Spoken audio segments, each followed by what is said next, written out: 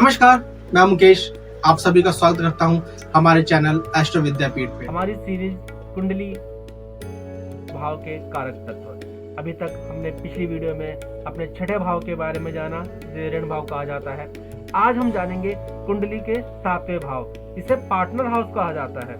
जी हाँ, यह हमारा पार्टनर हाउस होता है। पति और पत्नी, जैसे कि पार्टनर हाउस है तो हमारे जीवन के जो साथी हैं, इसके लिए जो हमारे पति या यदि स्त्री की कुंडली है तो उसके पति के लिए, और पुरुष की कुंडली है तो उसके पत्नी के लिए, यह सातवें भाव से ही देखा जाता है।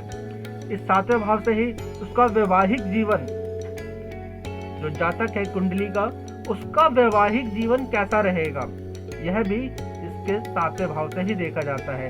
इसके साथ ही व्यक्ति की कामेक्षाएं, उसका दाम्पत्य सुख कैसा रहेगा, ये भी कुंडली के सातवें भाव से ही देखा जाता है।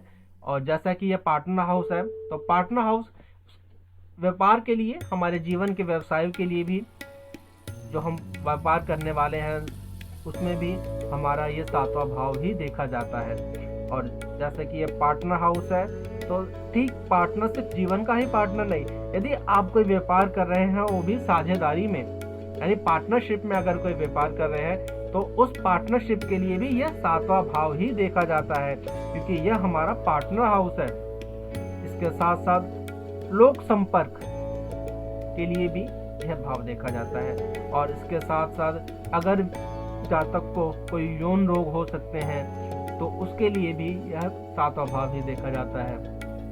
उसके साथ चोर का विवरण, यदि आपके जीवन में कोई ऐसी समस्या आई हुई है कि आप एक वैवाहिक जीवन, घरेलू या व्यापार में कोई चोरी आदि होती है, तो उसके लिए भी अगर आप देखना चाहें कि हमारी चोरी हुई है, कब हुई है, कैसा योग बन रहा है, तो उसके लिए भी यह सातवां भाव ही देखा जाता है।